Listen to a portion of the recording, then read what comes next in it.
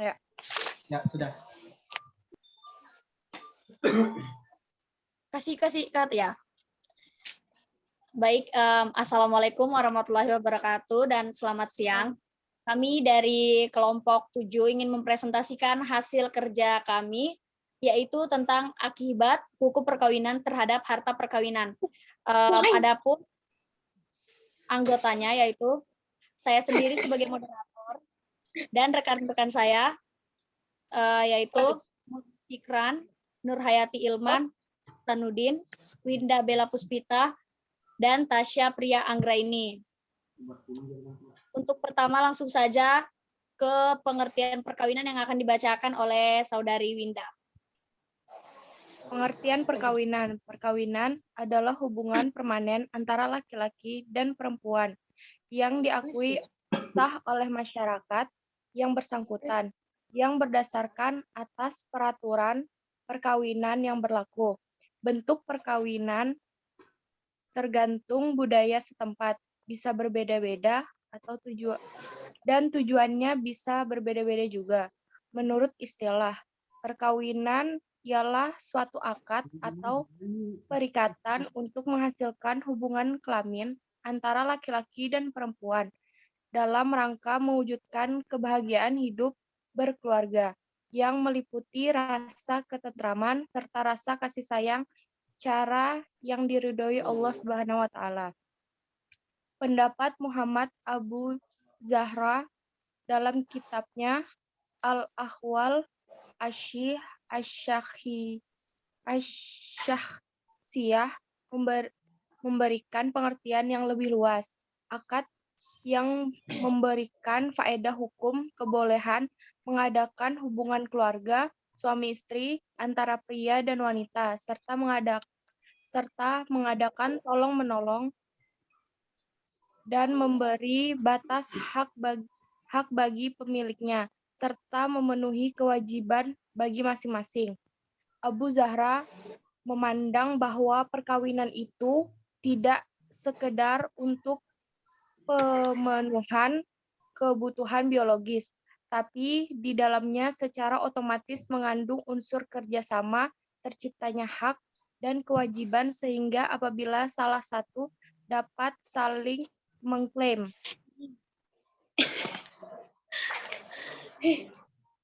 Baik, itu tadi pengertian perkawinan.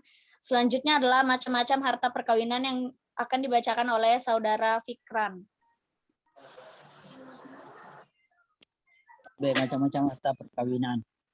Harta perkawinan adalah barang-barang yang harus dimiliki oleh suami istri bersama anak-anaknya sebagai kesatuan keluarga yang terwujud karena perkawinan dan hidup bersama. Dapat dipahami dari pengertian ini, syarat melangsungkan perkawinan harus memiliki sejumlah harta sebagai penopang keberlangsungan suatu keluarga dalam perkawinan. Dalam perkawinan baik secara langsung maupun tidak langsung tidak hanya mengikat secara pribadi suami atau istri, akan tetapi mengikat pula semua akibat hukum yang ditimbulkan, terutama mengenai harta dalam perkawinan. Hubungan hukum kekeluargaan dan kekayaan sangat erat kaitannya satu sama lainnya. Hubungan hukum dan dalam kekeluargaan menentukan hubungan hukum. Lanjut. Hubungan hukum dalam harta perkawinan tidak lain merupakan hukum kekayaan keluarga. Berikut penjabaran dari macam-macam harta perkawinan. 1. Harta bawaan. Harta bawaan adalah harta masing-masing suami dan istri yang diperoleh sebelum terjadinya perkawinan atau yang diperoleh setelah perkawinan sebagai warisan dan hadiah. Pasal 35 ayat 2 Undang-Undang Perkawinan menyebutkan bahwa harta bawaan masing-masing suami dan istri serta harta yang diperoleh masing-masing sebagai hadiah atau warisan adalah di bawah penguasaan masing-masing sepanjang para pihak tidak menentukan lain. Dengan demikian, suami dan istri berhak memiliki sepenuhnya harta bawaan masing-masing, asalkan tidak ditentukan lain dalam perjanjian perkawinan. Demikian juga ditegaskan dalam kompilasi hukum Islam pasal 87 ayat 1. Beberapa aspek tentang harta bawaan dikupas dari Sayyidi Talib sebagai gambaran harta suami istri dalam perkawinan sebagaimana diuraikan di bawah ini. Dilihat dari segi asal usul istri, suami istri, yaitu harta masing-masing suami istri yang telah dimilikinya sebelum mereka kawin, baik berasal dari warisan, hibah atau usaha mereka sendiri-sendiri, atau dapat disebut sebagai harta bawaan. Harta masing-masing suami istri yang dimilikinya sudah mereka berada di dalam hubungan perkawinan, tetapi diperolehnya bukan dari usaha mereka, baik perorangan atau bersama-sama, tetapi merupakan hibah, wasiat atau warisan untuk masing-masing. Harta yang diperoleh sudah mereka dalam hubungan perkawinan atau usaha mereka berdua, atau salah seorang dari mereka atau pencaharian. Lanjut. B. Dilihat dari penggunaannya, yaitu pembiayaan untuk rumah tangga, keluarga, dan belanja sekolah anak-anak. Baru yang kedua, harta kekayaan yang lain. C. Dilihat dari ketentuan asalnya, yaitu pada dasarnya harta suami dan istri terpisah, baik harta bawaan masing-masing atau harta yang diperoleh oleh masing-masing suami istri. Istri atas usahanya sendiri-sendiri, lanjut. Istri atas usahanya sendiri maupun harta yang diperoleh oleh salah seorang dari mereka karena hadiah atau hibah atau warisan sesudahnya mereka terikat dalam perkawinan. Sebagian dasar-dasar atas pendirian tersebut dapat dipergunakan. Surat An-Nisa ayat 32 dijelaskan bahwa bagi laki-laki dan harta kekayaan perolehan dari hasil usahanya, dan bagi wanita ada harta kekayaan dari hasil usahanya sendiri. Terpisahnya harta suami istri itu memberikan hak yang sama bagi istri, dan si suami mengatur hartanya sesuai dengan kebijakannya masing-masing. 2. Harta bersama. Lanjut. Scroll lagi ke bawah.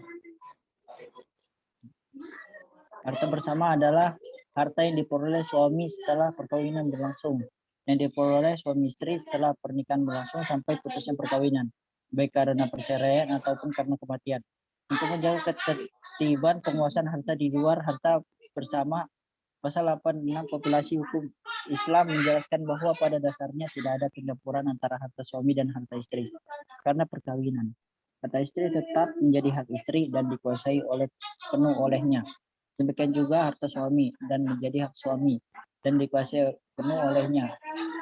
Pasal 87 dijelaskan dalam ayat 1, harta bawaan dari masing-masing suami dan istri dan harta yang diperoleh masing-masing sebagian hadiah atau warisan adalah di bawah penguasaannya masing-masing, sepanjang para pihak tidak menentukan lain dalam perjanjian perkawinan. Ayat 2, suami dan istri mempunyai hak sepenuhnya untuk melakukan perbuatan hukum atas harta masing-masing berupa hibah, hadiah, sedekah, atau lainnya.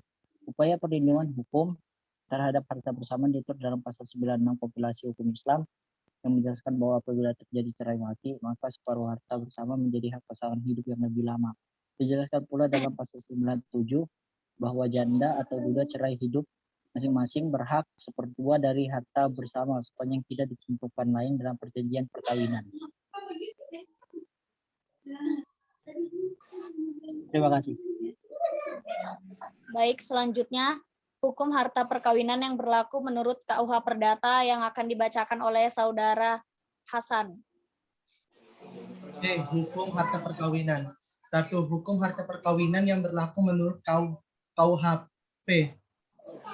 Asas yang dianut dalam hukum harta perkawinan menurut KUHP dan Undang-Undang Perkawinan. Coba simak asas hukum harta perkawinan yang dianut dalam KUHP. Pasal 119 Burgerlijk Wetboek atau BW mengatakan, mulai saat perkawinan dilangsungkan demi hukum berlakulah persatuan harta secara bulat antara kekayaan suami dan istri. Sekedar mengenal hal itu dengan perjanjian kawin tidak diadakan ketentuan lain. Dalam pasal di atas diletakkan asas hukum harta perkawinan menurut KUHP, yaitu bahwa dengan menikahnya suami atau istri, maka semua harta yang dibawa oleh suami maupun istri ke dalam perkawinan masuk dalam satu kelompok harta yang disebut harta persatuan, dan yang demikian terjadi demi hukum tanpa suami atau istri harus memperjanjikannya. Harta yang diperoleh sepanjang perkawinan oleh suami maupun istri juga pada asasnya masuk dalam harta persatuan itu, dan karenanya dikatakan ada persatuan bulat antara harta suami dan istri. Atas asas persatuan harta secara bulat ada pengecualiannya, yaitu kalau para calon suami dan istri itu menyepakati penyimpangan atas pasal 116 BW dalam perjanjian kawin, yaitu dibuat sebelum pernikahan dilangsungkan. Dalam perjanjian kawin bisa disepakati bentuk harta perkawinan yang lain daripada persatuan bulat, seperti misalnya disepakati ada persatuan untung dan persatuan bulat. seperti misalnya dan rugi atau persatuan hasil dan pendapatan. Sehingga dalam keluarga itu di samping ada harta persatuan yang terbatas, bisa ada harta pribadi istri dan atau harta pribadi suami. Atau bahkan bisa disepakati bentuk pisah harta sama sekali. Selain bahwa penyimpangan atas prinsip persatuan harta secara bulat, harta disepakati oleh calon suami atau istri sebelum perkawinan berlangsung dalam suatu perjanjian kawin. Dalam KUHP juga berlaku asas bahwa bentuk harta perkawinan bersifat tetap, dalam arti sepanjang perkawinan tidak bisa diubah. Prinsip itu dipegang teguh demi untuk melindungi kepentingan tagihan pihak ketiga kreditur, yang sebagaimana telah disebut di dalam pada asasnya dijamin dengan harta milik debitur. Padahal harta mana yang menjadi milik debitur dipengaruhi oleh hukum harta perkawinan yang berlaku bagi debitur. Kita tinjau asas yang dianut dalam hukum harta perkawinan menurut Undang-Undang Perkawinan. Ada 4 ketentuan pokok hukum harta perkawinan dalam Undang-Undang Perkawinan, yaitu pasal 35 ayat 1 dan 2, pasal 36 ayat 1 dan 2, pasal 37 Undang-Undang Perkawinan, dan satu pasal lagi yang membicarakan tentang perjanjian perkawinan, yaitu pasal 29 ayat 1, 2, 3, dan 4. Dalam pasal 35 Undang-Undang Perkawinan dikatakan, 1. Harta benda yang diperoleh selama perkawinan menjadi harta bersama. 2. Harta bawaan dari masing-masing suami dan istri dan harta benda yang diperoleh masing-masing sebagai hadiah atau warisan adalah di bawah penguasaan masing-masing sepanjang para pihak tidak menentukan lain. Baik, selanjutnya hukum harta perkawinan menurut hukum adat yang akan dibacakan oleh Saudari Nur. Bentar ya.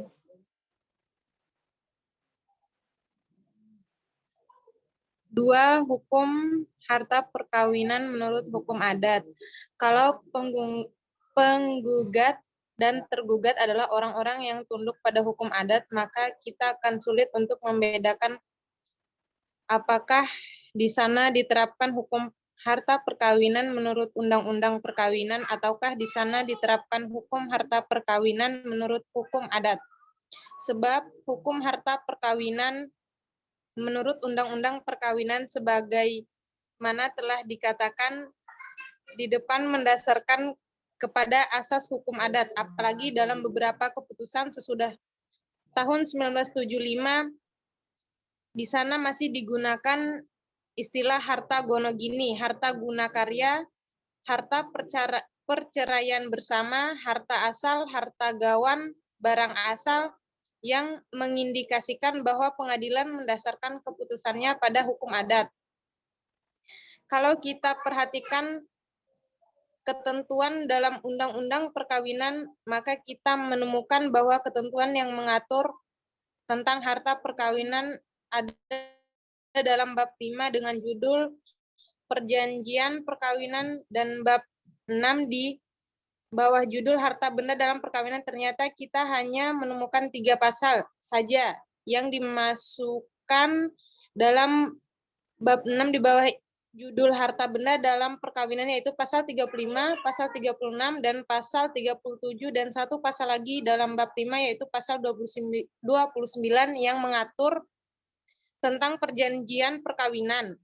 Kalau kita bandingkan dengan Burgerlich Wetbook atau BW, kita melihat perbedaan yang sangat jauh dalam jumlah pasal yang mengatur akibat perkawinan terhadap harta suami dan istri, yaitu dimulai dari pasal 119 sampai dengan pasal 167 ataupun masih menimbulkan banyak silang pendapat dalam penafsiran yang dituangkan dalam sekian banyak buku dan keputusan pengadilan. Yang demikian itu adalah sesuai dengan kesimpulan kita di depan bahwa Undang-Undang Perkawinan baru mengatur pokok-pokok hukum keluarga dan karenanya masih memerlukan peraturan pelaksanaan lebih lanjut. Khususnya kalau kita melihat fakta yang disebutkan di atas untuk pelaksanaan hukum harta perkawinan, masih perlu sekali peraturan pelaksanaan. Agar kita tahu maksud dari pembentuk undang-undang dan tidak atas dasar kira-kira saja. Hukum termasuk hukum harta perkawinan tidak bisa dijalankan dengan prinsip improvisasi menurut keadaan dan kebutuhan yang ada. Kalau improvisasi lagu dinyanyikan sedikit menyimpang dari notnya, tidak apa-apa, tetapi kalau improvisasi dilaksanakan dalam penerapan hukum, maka kepastian hukum akan hilang. Di dalam hukum adat, rumah tangga atau keluarga memiliki 4 macam harta, yaitu 1. Harta yang diperoleh sebelum perkawinan sebagai hasil usaha masing-masing. Di Sumatera disebut dengan harta pembujangan. Di Bali disebut dengan harta guna kaya. Menurut Undang-Undang Nomor 1 Tahun 1974, harta ini ditetapkan dalam penguasaan dan pengawasan masing-masing. 2. Harta yang dibawa saat mereka menikah diberikan kepada kedua mempelai, mungkin berupa modal usaha atau perabot rumah tangga atau rumah tempat tinggal suami istri. Di Minangkabau disebut dengan harta asal. 3. Harta yang diperoleh selama perkawinan berlangsung tetapi karena hibah atau warisan dari orang tua mereka atau keluarga. Di Jawa Tengah, Jawa Timur, dan Yogyakarta disebut dengan harta gawan. Di Jakarta disebut dengan barang usaha, di Banten disebut dengan pinbit, dan Minangkabau disebut dengan pusaka tinggi. 4. Harta yang diperoleh selama perkawinan atas usaha bersama atau usaha salah seorang disebut dengan harta pencaharian. Kenapa masuk? Baik, selanjutnya hukum harta perkawinan menurut hukum Islam yang akan dibacakan oleh Saudari Tasya.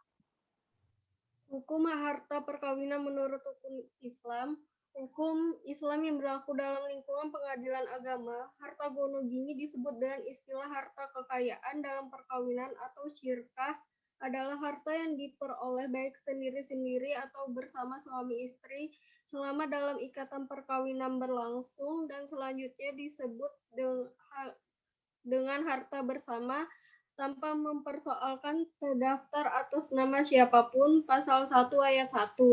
Dalam perspektif fikih Islam, sebagian ulama menganggap harta gono gini sebagai harta syirkah.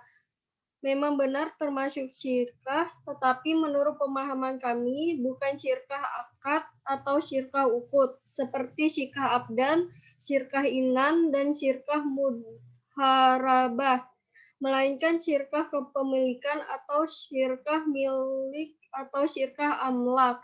Adapun definisi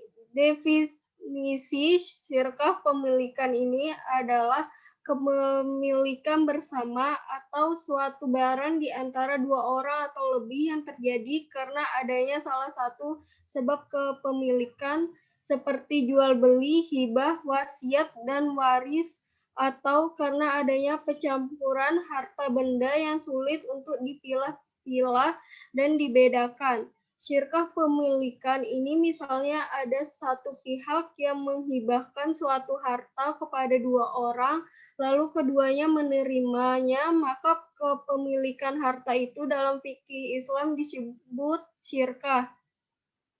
Kepemilikan syirkah atau milik syirkah amlak. Harta kekayaan dalam perkawinan menurut kompilasi hukum Islam mengenai harta kekayaan dalam perkawinan, bahwa mengenai harta bersama dan harta bawaan atau milik masing-masing suami istri tidak didefinisikan secara tegas, namun tersirat dalam pasal 85 kompilasi hukum Islam yang mengakui adanya harta bersama dan harta milik masing-masing suami istri. Harta bawaan dari masing-masing suami dan istri dan harta yang diperoleh masing-masing sebagai hadiah atau warisan adalah di bawah pengawasan masing-masing, sepanjang para pihak tidak menentukan lain dalam perjanjian perkawinan. Selanjutnya, bahwa suami dan istri mempunyai hak sepenuhnya untuk melakukan perbuatan hukum atas harta masing-masing berupa hibah, hadiah, sedekah, atau lainnya. Pasal 87 ayat 1 dan 2. Dari pasal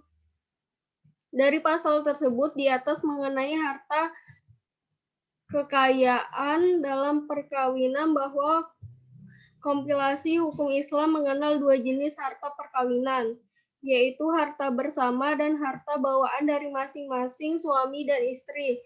Namun dalam kompilasi hukum Islam tidak disebutkan sejak kapan disebut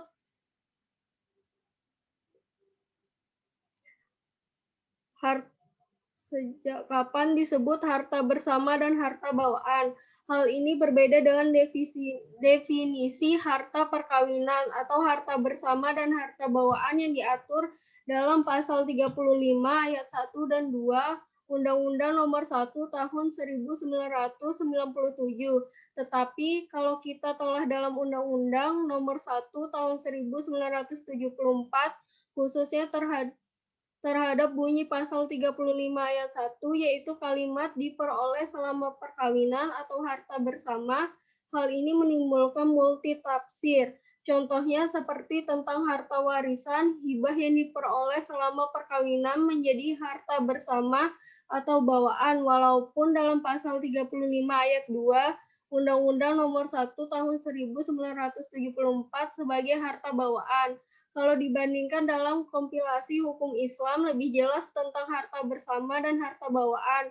Hal ini tersurat dalam pasal 87 ayat 1 kompilasi hukum Islam, dan harta yang diperoleh masing-masing sebagai hadiah atau warisan adalah di bawah penguasaan masing-masing. Di sini tidak menyebutkan waktunya, misalnya selama perkawinan, sehingga tidak menimbulkan multitafsir.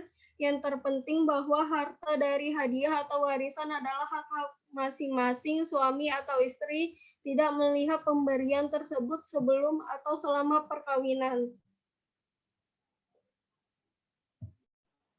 Baik, yang terakhir, hukum harta perkawinan menurut Undang-Undang Nomor 1 Tahun 1974 yang akan dibacakan oleh saya sendiri. Berdasarkan pasal 66 Undang-Undang Nomor 1 Tahun 1974 dalam penafsiran kontrario dan diperkuat dengan surat Mahkamah Agung, yaitu Mahkamah Agung dengan judul Petunjuk-petunjuk Mahkamah Agung mengenai pelaksanaan Undang-Undang Nomor 1 Tahun 1976 dan Peraturan Pemerintah Nomor 9 Tahun 1975, di mana pada sub 4 dikatakan bahwa tentang harta benda dalam perkawinan ternyata tidak diatur dalam peraturan pemerintah tersebut atau peraturan pemerintah nomor 9 tahun 1975. Karenanya belum dapat diperlakukan secara efektif, dan dengan sendirinya untuk hal-hal itu masih diperlakukan ketentuan-ketentuan hukum dan perundang-undangan lama. Walaupun surat Mahkamah Agung tersebut bukan merupakan ketentuan umum, namun hanya ditujukan pada keadaan konkret apabila ada permasalahan yang dihadapi oleh pengadilan. Hal ini pun secara tidak langsung, surat Mahkamah Agung tersebut mempunyai daya mengikat umum sehingga patut untuk diperhatikan. Itu tadi hasil presentasi dari kelompok kami, kurang lebihnya mohon dimaafkan.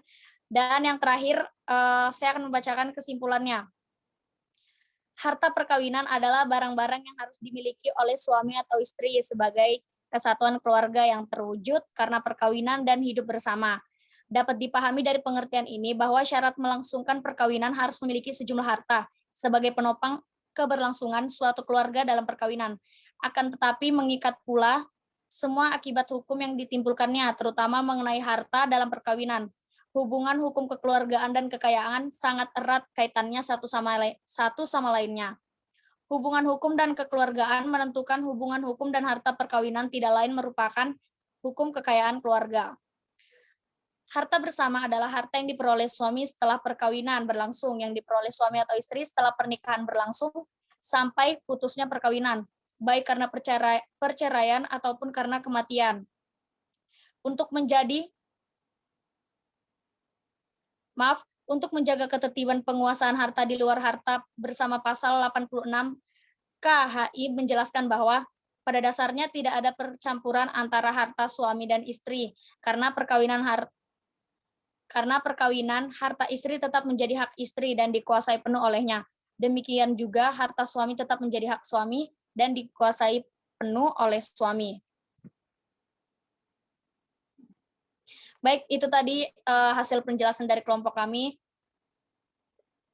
Apabila ada salah kata mohon dimaafkan. Assalamualaikum warahmatullahi wabarakatuh dan terima kasih.